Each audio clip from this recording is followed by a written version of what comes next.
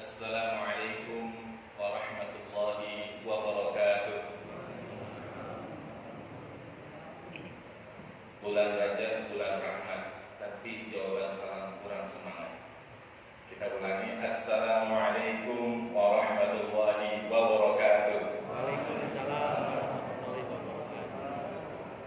Rupanya tadi agak jauh mic-nya, jadi salamnya kurang nyaring dari salam dari pembicaranya, salam dari saya.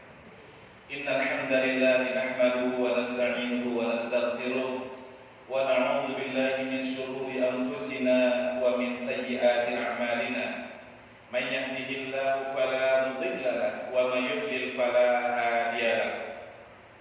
Asyhadu an la ilaha illallah wahdahu la syarika lahu wa asyhadu anna Muhammadan 'abduhu wa rasuluhu la nabiyya ba'dahu. Allahumma shalli wa sallim ala sayyidina Muhammad wa ala alihi wa sahbihi ajma'in, amma ba'd. Fa ya ibadallah, usikum wa nafsi bi taqwallah kama qala Allah ta'ala fi kitabihil karim. A'udzu billahi samiil 'aliim minasy syaithaanir rajiim. Ya ayyuhalladzina amanu taqullaha haqqa tuqatih wa la tamutunna illa wa antum muslimun. Alhamdulillah, segala puji hanya bagi Allah Subhanahu wa taala yang telah memberikan kita kesehatan dan kesempatan sehingga kita bisa hadir dalam majelis yang mulia di malam yang insyaallah diberkahi oleh Allah Subhanahu wa taala ini. Salawat dan salam semoga senantiasa terhatur kepada manusia terbaik, kepada junjungan kita, suri tauladan kita yang paling dicintai oleh Allah Subhanahu wa taala dari seluruh makhluknya, yaitu Nabi kita Nabi Muhammad sallallahu alaihi wasallam. Yang pertama kami ucapkan terima kasih wabil khusus kepada Bapak Ketua Masjid Al-Ittihad yang secara khusus beliau mengundang saya, meskipun niat saya silaturahmi ke rumah beliau, tapi ternyata dibelokkan oleh beliau supaya silaturahminya lebih banyak lagi, kata beliau.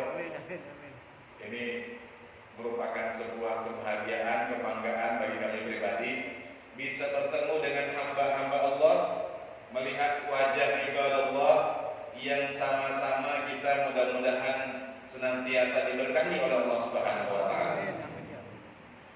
Dan alhamdulillah malam hari ini saya sungguh berbangga karena ini pertama kali saya bisa menginjakkan kaki di Masjid Al-Ittihad, Masjid Persatuan ini, Pak. Kalau dari namanya, ya Pak ya. Jadi kami mohon izin Bapak Ketua, Bapak pengurus masjid semuanya, para jamaah rahimakumullah, mohon izin nih kami yang fakir, kami yang tidak punya ilmu apa-apa ini dari Kalimantan Timur bisa bersilaturahim. Kalau dulu orang sering bilang, kamu dari mana? Dari Kaltim. Oh, orang daerah katanya. Iya Pak. Sekarang atau nanti 2024, 2025, kamu dari mana? Dari Kaltim. Oh, orang pusat katanya. Sudah jadi IKN, Pak. Ibu kota negara. Jamaah rahimakumullah, saya sangat berbangga dan berbahagia bisa berada di Masjid Al-Ittihad ini. Kenapa? Karena saya teringat dengan sebuah peristiwa besar yang akhir-akhir ini, bulan-bulan ini diperingati oleh baginda Rasul SAW, oleh umat Islam, sebagaimana baginda Rasul mengalami sebuah peristiwa besar. Tahu kita kayak peristiwanya Pak? Alhamdulillah, di Kalimantan masih ramai Pak diperingati. Saya serba salah juga. Saya bilang ini kalau saya live kan seperti sekarang ini, oh, jangan-jangan tegur sama Pak Darmawan. Saya bilang ini ketua Covid nasional. Mau gimana ini? Orang ramai Pak kumpul memperingati Isra Mi'raj. Terakhir kemarin malam Ahad saya undang masjid agak kecil, musola surau. Oh, saya bilang aman kalau begini nih, masih bisa jaga jarak. Jadi meskipun ada pandemi, orang kemudian masih berbondong-bondong pergi ke masjid. Kenapa? Karena kecintaan umat Islam itu akan masjid amat sangat luar biasa. Kenapa? Karena dalam peristiwa Isra Mi'raj itu yang kemudian diabadikan oleh Allah Subhanahu wa taala dalam Al-Qur'an surah yang ke-17, secara khusus Allah Subhanahu wa taala menyebutkan a'udzubillahi Subhanalladzi asra bi'abdihi lailan minal masjidil haram ilal masjidil aqsa alladzi barakna haulahu linuriyahu min ayatina. Subhana, Allah membuka ayat ini dengan kata-kata Maha Suci Allah. Siapa yang Maha Suci? Alladzi, yang siapa yang ini asra memperjalankan hambanya bi'abdihi lailan pada satu malam minal masjidil haram, dari masjid al-haram di Makkah ilal masjid aqsa, ke masjid Palestina. Jadi perjalanan ini Pak, minal masjid ilal masjid, dari masjid yang satu ke masjid yang berikutnya. Jadi posisi masjid, kedudukan masjid dalam kehidupan orang beriman itu luar biasa sekali Pak. Karena kehidupan orang beriman itu minal masjid ilal masjid, dari satu masjid kepada masjid yang lainnya. Jadi Rasulullah SAW diperintahkan oleh Allah Subhanahu wa taala mengikuti rute itinerary-nya Jibril. Jadi ada rute perjalanannya Jibril yang ngatur, dari Masjidil Haram pergi ke Masjid Aqsa. Thumma araja Rasulullah sallallahu alaihi wasallam ila samai dunia. Kemudian beliau naik ke langit yang dunia, ke langit yang pertama, langit dunia. Bertemu dengan Nabi Adam alaihissalam. Dan seterusnya sampai beliau naik ke Sidratul Muntaha. Dan disitulah beliau menerima perintah apa Pak? Salat. Ada nggak perintah-perintah agama yang lainnya yang diperintahkan oleh Allah langsung menghadap? Ini kalau kita pegawai negeri Pak, pernah nggak Bapak dipanggil sama pimpinan pakai SPT aja? Beda nggak kira-kira kalau Bapak dipanggil sudah dikasih SPT, kemudian dipanggil khusus oleh pimpinan kita, oleh Pak Dirjen, oleh Pak Menteri? Kira-kira lebih keren mana Pak? Lebih penting mana nih? Kalau hanya sekedar dapat surat saja, dititipkan oleh atasan kita. Nih kamu dapat surat dari menteri nih. Nih kamu sudah dapat surat dari panglima. Nih kamu sudah dapat surat dari Kapolri. Cuma dititipkan. Suratnya betul dari panglima, suratnya betul dari Kapolri, suratnya betul dari menteri, tapi dititipkan aja. Dibandingkan kalau seandainya langsung dipanggil ke ruangannya beliau. Berarti perintahnya sangat penting. Jadi sholat ini amat sangat penting dalam kehidupan kaum mukminin. Makanya kemudian kata baginda Rasul SAW, Inna awwala ma yuhasabu, sesungguhnya yang paling pertama amal ibadah dihisab, dihitung, ditimbang nanti di akhirat, itu adalah amalan sholat. Fa'in sholahat, kalau sholat ini baik, maka sholahat sa'ir amal qulub, seluruh amal ibadahnya juga akan baik Pak. Jadi kalau orang sholatnya baik Pak, pasti yang lainnya juga baik. Pasti dengan istrinya baik, pasti dengan anaknya baik. Karena memang sholatnya sudah baik. Itu memang sudah digariskan oleh Allah Subhanahu wa taala. Makanya Pak, ketika pemilihan khalifah sepeninggalnya baginda Rasulullah SAW, siapa yang dipilih Pak? Khalifahnya Abu Bakar. Apa alasannya Abu Bakar dipilih?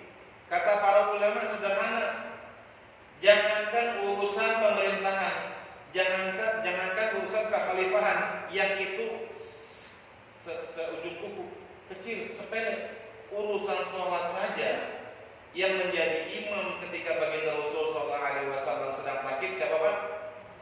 Abu Bakar. Urusan sepenting sholat saja diserahkan kepada Abu Bakar. Bagaimana kalau seandainya urusan yang lebih kecil lagi, lebih pantas lagi beliau. Makanya kemudian ketika para sahabat Ansor, orang-orang Madinah, mencoba menawarkan beberapa nama tokoh-tokoh mereka, kemudian begitu disadarkan dengan fakta ini, kemudian mereka angkat tangan. Abu Bakar aula minal mu'minin, dia yang paling utama di antara orang-orang beriman semuanya. Karena apa Pak? Karena kalau sholatnya ini sudah dijamin oleh Rasulullah bisa menggantikan sholatnya baginda Rasulullah sebagai imam, maka akhlaknya pun secara pribadi insya Allah juga akan seperti itu. Makanya kata agama, kata Allah Subhanahu Wa Taala, Inna sholata apa? Tanha 'anil fahsya wal munkar. Sholat itu bisa mencegah daripada fahsya dan munkar. Jadi secara pribadi orang yang melaksanakan sholatnya benar, niatnya benar, caranya benar, pasti akan baik akhlaknya. Dan ini tidak hanya berpengaruh kepada pribadi dia Pak, juga berpengaruh kepada keluarganya. Karena terimbas Pak. Karena rahmat Allah itu turun ketika kita melaksanakan sholat. Bu, ibu-ibu kalau pas malam lagi pingin sholat tahajud sendirian atau berdua sama bapaknya Bu? Bu? Senyum. Yang mana Ustaznya ditanya? Kalau bapak-bapak, kalau sholat malam tahajud sendirian atau berdua sama istri Pak? Sendiri banyak kan? Sendiri. Wah ini ikhtilaf pendapat para jamaah. Ada yang bilang sendiri, ada yang bilang sama-sama. Sunnahnya itu Pak, kalau kita bangun malam, supaya mendapat tambahan rahmat lagi. Pak Rahmat hadir? Nggak ada.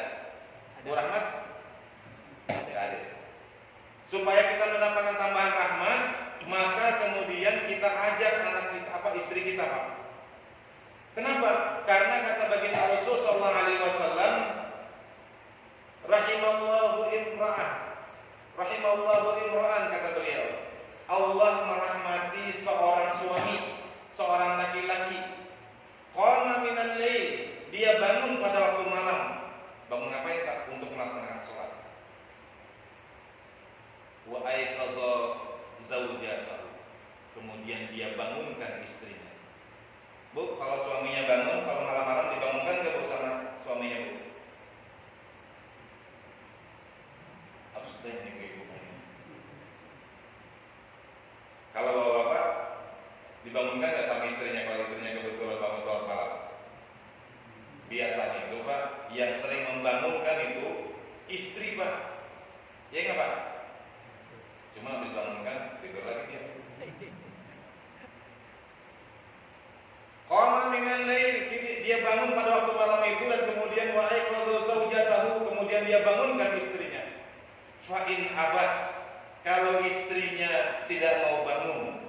Nah, ini Pak kasusnya Pak. Maka kata baginda Rasul sallallahu alaihi wasallam, wa nadaha alma, maka kemudian ambilkan air seember. Wah, ini berbeda pendapat, ada yang bilang segayung, ada yang bilang seember. Sapercik Pak.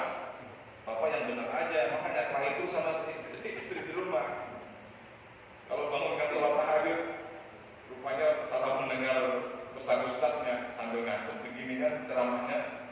Kalau dia menolak katanya sampai ngantuk dengan ceramah ini, maka ambilkan air segayung katanya. Langsung disiramkan kepada istrinya. Terjadilah perang dunia ketiga Pak di rumah. Nah demikian pula dengan ibu-ibu. Rahimallahu imra'atan, Allah merahmati, kata baginda Rasul sallallahu alaihi wasallam, kepada seorang ibu, seorang istri, seorang perempuan, qamat minal lail, dia bangun salat tahajud pada waktu malam. Wa ayqadhat zaujahu, kemudian dia bangunkan suaminya. Fa in aba, kalau suaminya juga menolak untuk dibangunkan, maka dia ambilkan air juga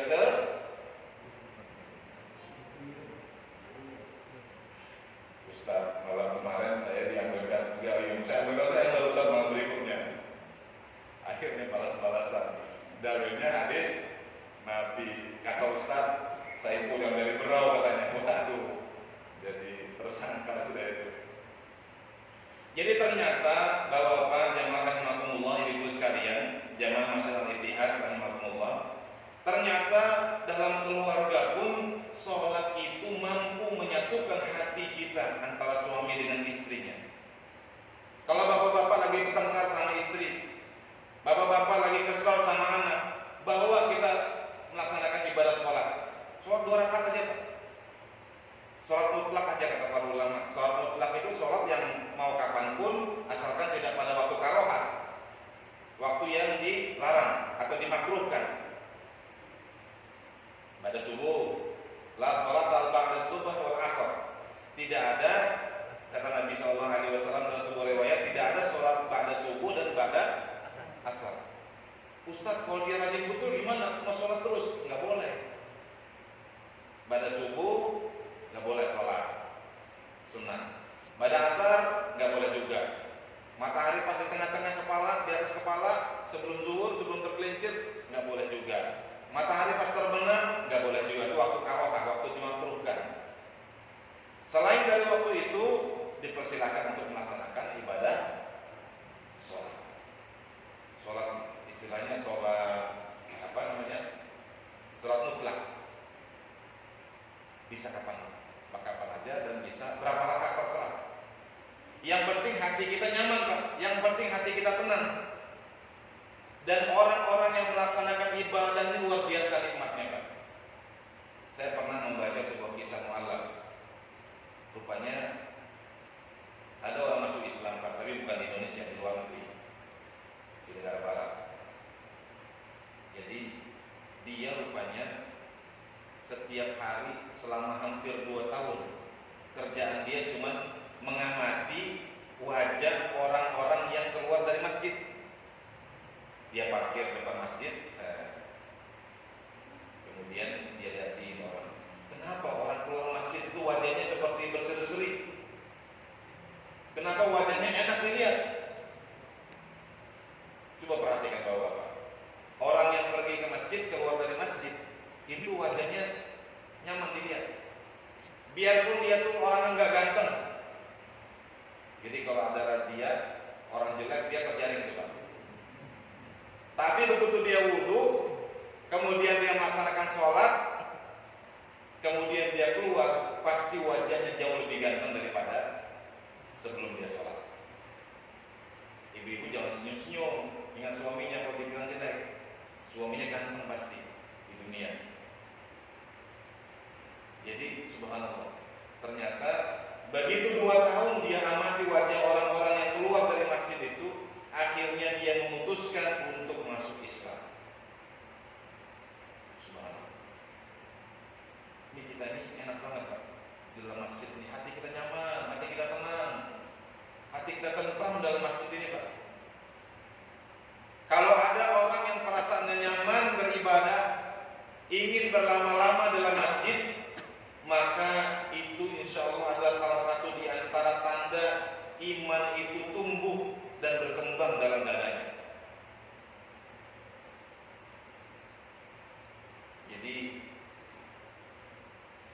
Allah berikan kenyamanan kepada orang beriman itu untuk dia nyaman dalam masjid. Dan memang kita juga enak dalam masjid ini. Sehingga itu kemudian kalau bahasa orang sekarang keluar auranya Pak. Auranya kelihatan, luar biasa. Saya pernah berangkat ke sebuah negara di daerah Indochina. Saya nggak ingin sebutkan karena nanti ketahuan agamanya Pak. Jadi begitu saya lihat, saya keluar dari hotel Pak, saya lihatin, kemarin lampunya warna merah. Saya bilang agama apa? Saya nggak tahu agamanya apa, tapi kayak kuil gitu ya. Jadi orangnya itu kan kelihatan, kalau kayak kita ini kan dari luar kelihatan orang yang dari dalam itu. Dia kayak sujud gitu, tapi kayak ngelongsong gitu Pak, kayak tiara gitu. Kita lihatnya serem, saya lihatnya serem. Saya bilang ini mungkin kalau ibadah yang dibuat-buat oleh manusia, perasaan kitanya serem. Meskipun wajar karena kita beda agama. Tapi yang kalau kita bandingkan dengan yang saya ceritakan tadi Pak, orang yang beda agama, begitu lihat orang sholat, begitu dia melihat, ternyata nikmat melihat wajah orang keluar dari masjid. Kan beda Pak.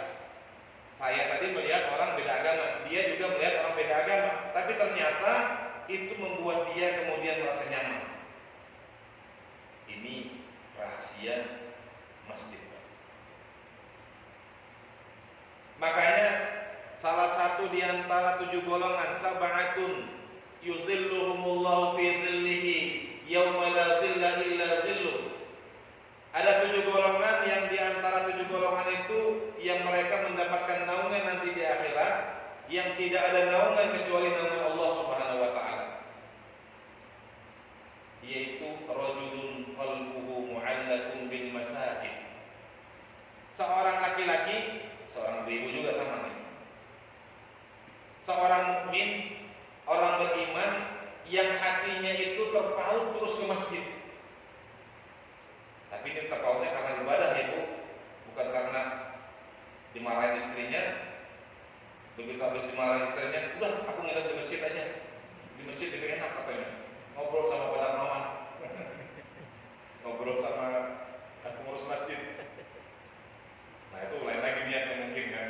Ini niatnya kita beribadah, niatnya beriktikaf. Ini kita kalau niatnya iktikaf, insya Allah mudah-mudahan dapat pahala iktikaf gitu. Bayangkan Pak, duduk diam, bahkan ngobrol pun kalau seandainya ngobrolnya bermanfaat di dalam masjid mendapatkan pahala. Rajulun qalbuhu mu'allaqun bil masajid, yaitu seorang laki-laki yang hatinya itu terpaut selalu dengan masjid. Jadi posisi masjid ini luar biasa sekali. Dan apa yang dikerjakan utama dalam masjid yaitu melaksanakan ibadah sholat. Berapa kali sehari semalam Pak? 5 kali sehari semalam. Padahal perintahnya awal dari Allah Subhanahu wa taala berapa kali Bu? 50 kali. Ibu-ibu sanggup 50 kali sehari semalam? Tidak. Berat Ibu. Baru ibu-ibu masukin tempe nih ke dalam penggorengan. Ya Bu. Tempe atau tahu biasanya Bu digoreng Bu? Bu, atur aja Ustaz. Begitu ditaruh tahunya, begitu taruh tempenya, baru sebentar digoreng, Allahu Akbar, berbunyi Masjid Al-Ittihad. Waduh. Ambil dulu, lagi. Habis itu baru mulek sambal sedikit. Allahu Akbar. Terus sebentar. Kalau 50 kali sehari semalam, Bu. Bayangkan kalau katakanlah waktu aktifnya kita misalnya sehari 24 jam. Katakanlah 8 jam tidur, istirahat dan sebagainya, cari nafkah 8 jam. Kemudian sisa 16 jam. Anggaplah bersih-bersihnya 10 jam lah kita pakai untuk ibadah itu. Kalau seandainya 10 jam, maka dalam 1 jam 5 kali kita ibadah sholat. Ya Bu, 5 kali berarti kalau 1 jam 60 menit, berarti 12 menit sekali kita sholat. Baru habis Assalamualaikum, dalam kemudian azan lagi Pak. Assalamualaikum, azan lagi Pak. Kata ibunya nih kapan jadi nih tempe yang digoreng? Sebentar-bentar azan. Makanya ketika Nabi Muhammad SAW bertemu dengan Nabi Musa, kata Nabi Musa, gak kuat umatku aja yang besar-besar, fisiknya kuat-kuat, gak tahan. Minta kurangi lagi. Akhirnya yang dari 50 kali sehari semalam bolak-balik ditawar lagi sampai akhirnya menjadi cuma 5 kali. Tapi pahalanya tetap mendapatkan 50 kali. Saya pernah waktu sekolah dulu Pak, ketemu sama teman satu kelompok, kerja kelompok kami, orang Vietnam. Vietnam ini kan banyak yang komunis. Begitu waktu zuhur, saya bilang, saya izin sebentar, mau sholat dulu. Apa itu? Prayer, saya bilang, oke. Gak lama kemudian, kira-kira 1 jam, hampir 2 jam kemudian, izin lagi saya sholat asar. Wih, banyak betul dia bilang kan mau sholat saat ini, sebentar sholat. 5 kali sehari semalam aja Pak sama orang mereka itu, karena mereka nggak ngerti, itu dianggap kebanyakan. Padahal saya temukan sekarang Pak, di negara-negara barat, terutama di Amerika saya pernah temukan, itu berkembang sekarang pola teknik meditasi. Tahu meditasi ya Pak? Mereka yoga namanya. Ada Pak yoga di sini? Nggak ada ya. Jadi yoga itu kayak bersemedi gitu Pak. Pejamkan mata, kemudian tarik nafas, inhale, exhale. Tarik nafas, keluarkan nafas. Tarik nafas, keluarkan nafas. Itu untuk menenangkan hati mereka. Jadi mereka dalam sehari itu beberapa kali Pak. Saya pernah juga ikut di Bandung tuh ada kayak semacam padepokannya. Ini menarik. Dia melakukannya itu subuh. Dibangunin kami Pak setengah 6. Jam 6 kami sudah melakukan kegiatan itu. Ini nggak ada kaitannya sama agama, dia bilang ini hanya kegiatan yang sifatnya itu membangkitkan natural istilahnya kekuatan alam dalam tubuh kita. Nanti kira-kira waktu tengah hari Pak, pas kita azan itu ada lagi dia kegiatan itu. Nanti kira-kira sudah agak sore mau mendekati asar, hampir barengan sama waktu asar, dia ada lagi begitu. Saya bilang seakan-akan mereka ini meniru orang Islam. Jadi di barat Pak sekarang itu metode untuk meditasi itu laris. Saya pernah pas penerbangan waktu itu ke San Francisco. Bapak pernah ke San Francisco Pak ya? Tahu arahnya San Francisco ya? Itu Indramayu Pak. Utaranya sedikit. Cirebon. Ke atasnya Cirebon. Jadi cari-cari di mana ada musola di sini. Kalau di Singapura masih banyak Pak musola, masih ada musola. Saya cari di sini nggak ada. Saya cari di sini tempat lain nggak ada. Cari petunjuknya nggak ada juga. Akhirnya ketemu saya tempat Pak. Tempatnya agak lumayan luas, kayak musola. Dikasih karpet begini nih, karpetnya bersih. Ada cermin di depan. Di situ tulisannya meditation room, ruang meditasi. Ada satu orang di situ sudah duduk begini Pak. Bersila, kemudian dia kayak narik nafas gitu. Saya bilang ini nggak ada tempat lagi mau sholat. Tapi kalau sholat di sini kayaknya takutnya mengganggu orang ini. Akhirnya saya melakukan meditasi gaya sendiri Pak. Ini Allah. Mungkin dia beri juga ini di mana dia belajar ini gaya meditasi baru. Padahal kita lagi sholat. Ternyata ibadah sholat ini secara pribadi juga mampu menguatkan kita secara mental. Gerakan-gerakannya itu Pak, subhanallah. Dan ini waktu-waktunya juga diikuti oleh mereka. Jadi ternyata ibadah sholat ini Pak, pantas saja Rasulullah itu sampai harus beliau sendiri naik ke atas Sidratul Muntaha. Para sahabat penasaran, apakah engkau bertemu dengan Tuhanmu di sana? Kira-kira jawaban Rasulullah apa Pak? Kalau dalam tafsir Ibnu Katsir, ketika para sahabat penasaran, bertanya apakah engkau bertemu dengan Tuhanmu di sana? Apa jawab beliau? Ra'aitun nur. Saya hanya melihat cahaya. Kira-kira Pak, kalau kita mau ketemu Allah di mana Pak? Di langit. Di mana? Aina Allah. Ketika ada seorang perempuan ditanya, Aina Allah fis sama. Kata perempuan itu di zaman Nabi, di langit. Langit itu di mana? Di atas. Bumi bulat. Ini kita sampai jam berapa nih? Isya nih. Isya jam berapa? Oke, sekarang jam 7. Jam 7.30 ya? Oh masih ada lagi 15 menit. Atau ini sampai Isya atau sampai sekarang sampai di sini aja? Oh sampai Isya. Ini karena jam waktu sholatnya beda dengan jam Kalimantan. Sampai di mana tadi Pak? Oh Allah. Jadi kalau sederhananya ketika kita ditanya di mana Allah, kalau kita baca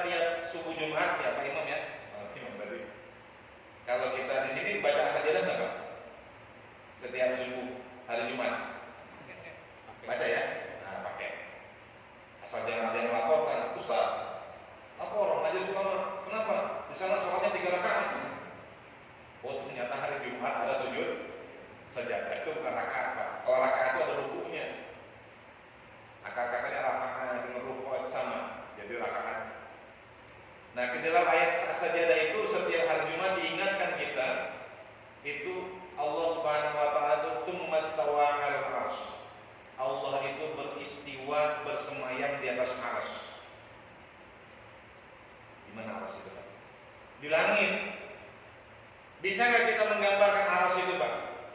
Kata baginda Rasul sallallahu alaihi wasallam, perumpamaan langit dan bumi. Bisa kita bayangkan Pak, langit dan bumi, Pak? Ini bumi pasti bisa kita bayangkan ya, Pak. Bumi datar atau bulat, Pak? Hah? Datar atau bulat? Wah, ini berbeda pendapat juga ini. Datar ya, Pak? Bulat. Nah, bingung kita coba. Karena ada fatwa juga mengatakan bahwa bumi itu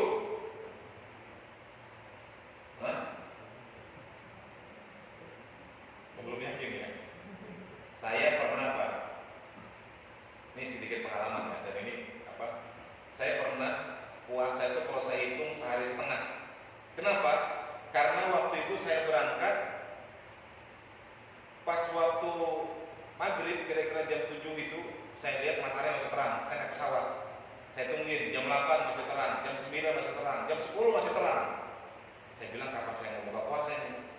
Jadi dari Jakarta ke Shanghai baru ke San Francisco San Francisco. Jadi rupanya pas waktu melewati dari Shanghai ke arah ke San Francisco ke Amerika, Pak, itu rupanya dia nggak melewati, kalau kita ada peta kan, Pak, posisinya itu kita melewati samudra Pasifik. Ternyata tidak, Pak. Dia tidak melewati samudra Pasifik karena ternyata lebih jauh kalau lewat samudra Pasifik. Dia lewatnya lewat Alaska, lewat Rusia, Soviet, ke atas, tembus sampai ke kutub utara, Pak. Jadi kalau seandainya bumi itu datar, maka tidak seperti itu perjalanannya. Dia lewat atas, jadi kalau kayak bola gini ya, Pak, dia tidak lewatnya begini, tapi lewatnya begini. Karena ternyata lewat begini lebih dekat. Saya tungguin setengah 12 kok belum terbenam matahari. Saya dah lapar ini. Makanan sudah disiapkan sama pramugari, nggak saya makan-makan. Begitu jam 12 kurang sedikit, saya lihat agak agak hilap saya sedikit. Saya bilang belum. Kok kayaknya nggak pernah gelap. Lewat jam 12 masih terang benderang. Rupanya, Pak, siangnya itu langsung nyambung pagi lagi. Nggak sempat malam. Musim panas di kutub utara. Akhirnya saya makannya sudah, daripada kita kelaparan. Hitung-hitungan saya sehari setengah sampai saya puasa itu. Jadi ini membuktikan bahwa bumi itu bulat. Bumi yang luasnya luar biasa ini, Pak, itu tidak ada apa-apanya dibandingkan dengan matahari. Berapa juta kalinya? Matahari yang luar biasa ini, Pak, tidak ada apa-apanya dibandingkan bintang yang lebih besar lagi. Jadi bintang matahari kan sebenarnya bintang, Pak. Dari jauh sebenarnya matahari. Matahari itu bintang. Jadi bintang yang paling dekat dengan kita itu matahari. Yang lain lagi yang lebih dekat lagi dengan kita selain matahari adalah ada yang namanya bintang Alpha Centauri. Jaraknya sekitar 1,3 tahun cahaya. Jadi kalau bintang paling dekat, Pak, Bapak lihat di atas, Pak, ada bintang kan?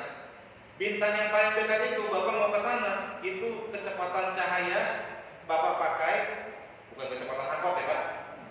Maka itu Bapak 1 tahun baru nyampe. Kalau yang lebih jauh lagi. Bisa jadi bintang yang Bapak lihat sekarang itu adalah bintang yang miliaran tahun yang lalu baru nyampe ke sini cahayanya. Bisa jadi bintangnya sudah awal. Saking luasnya, Pak. Jadi kata para ahli, jarak antara ujung dengan ujung yang masih bisa diobservasi oleh teleskop itu sekitar 80 sampai 100 miliar tahun cahaya. Kecepatan kita nih, Pak, pakai cahaya, bukan kecepatan pakai Avanza, apalagi angkot, apalagi kalau angkotnya dari itu yang di mana tuh yang sering mangkal dulu, nggak nyampe. Kecepatan cahaya saja, Pak, butuh waktu 80 miliar tahun. Padahal itu adalah gambaran baru sedikit, Pak, dari kekuasaan Allah. Kata Allah Subhanahu wa taala, kata Rasulullah sallallahu alaihi wasallam, perumpamaan antara langit dan bumi yang kita belum tahu batasnya ini, Pak, dibandingkan dengan kursinya Allah seperti sebuah cincin dilemparkan ke padang pasir yang luas, kata Rasulullah, maka padang pasir yang luas itu adalah kursinya Allah. Dalam Al-Quran disebutkan wasi'a kursiyyus samawati wal ardh. Wasi',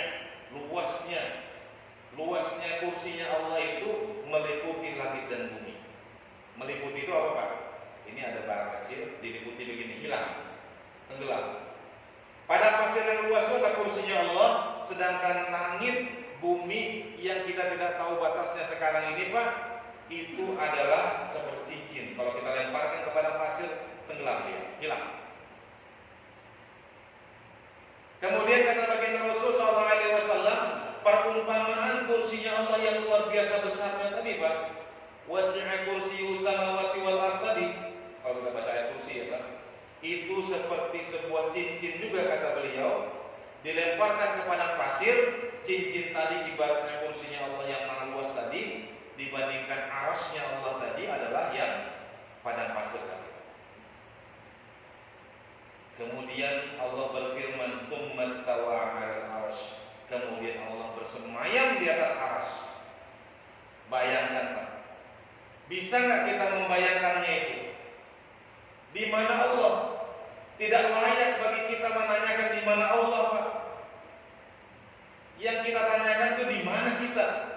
Dalam konstelasi tadi, dalam konstelasi bintang gemintang, ada Andromeda, ada Bima Sakti, Milky Way, ada macam-macam galaksi tadi, Pak. Padahal ada triliunan galaksi tadi. Itu saja kita nggak tahu posisi kita di mana, Pak. Apalagi dibandingkan dengan kursinya Allah, apalagi dibandingkan dengan arasnya Allah, sehingga sebenarnya manusia tidak layak untuk menanyakan di mana Allah. Sehingga ketika Rasulullah menjelaskan kepada seorang perempuan ini, ketika perempuan ditanya di mana Allah, fis sama, dia bilang, karena akal manusia tidak akan pernah mampu menjangkaunya itu. Akal manusia tidak pernah menjangkaunya, sehingga nggak layak kita memasukkan Allah itu ke dalam ruang dan waktu. Manusia terbiasa berpikir ruang dan waktu. Di mana? Di Masjid Al-Ittihad. Di mana? Di Tebet Mas. Di mana? Di Jakarta.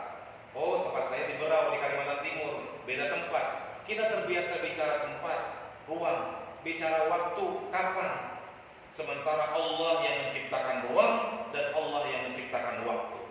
Tidak layak kita memasukkan atau memaksa Allah untuk masuk dalam alam pikiran kita tadi. Subhanallah. Ini semua, Pak, adalah rahasia sholat kita itu. Bayangkan, Rasulullah sampai disuruh datang sendiri ke atas, ke langit, mencoba mencari sebagian rahasia itu. Dan ketika ditanya oleh sahabat penasaran ini, apakah bertemu dengan Tuhanmu di sana ya Rasulullah? Ra'aitul nur, kata Rasulullah. Saya bertemu dengan, hanya melihat cahaya. Karena orang beriman itu atau siapapun tidak akan mampu untuk melihat Allah kecuali nanti di akhirat. Di akhirat nanti, Pak, itu manusia akan bersusun-susun bersosok untuk memandang Allah. Wujuhi yawmaidin nadhirah ila rabbiha nadhirah. Pada hari akhirat nanti orang-orang penduduk surga akan berseri wajahnya. Kenapa? Ila rabbiha nadhirah. Kepada Tuhannya mereka memandang. Nah, jamaah rahimakumullah, ini masih ceramahnya 2 jam lagi sebenarnya materinya. Cuman karena waktunya sudah sangat mepet dari sisi waktu, kita tadi terbiasa peluang dan waktu, mau tidak mau kita sudahi dulu silaturahmi kita. Saya mengucapkan terima kasih jazakumullahu khairan katsir sebanyak-banyaknya kepada pengurus masjid, khususnya kepada Bapak Ketua Umum dan seluruh jajarannya. Mudah-mudahan masjid kita ini diberikan keberkahan oleh Allah Subhanahu wa taala.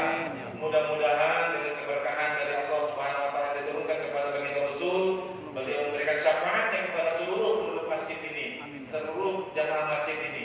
Mudah-mudahan Allah Subhanahu wa taala berikan barokahnya kepada kehidupan keluarga kita, semua jamaah masjid dan orang-orang yang rajin pergi ke Masjid Al-Ittihad ini, khususnya kepada pengurus masjid, semuanya mendapatkan keberkahan dari Allah Subhanahu wa taala.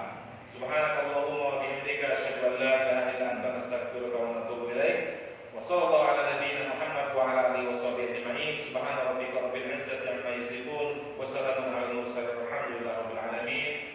Wassalamualaikum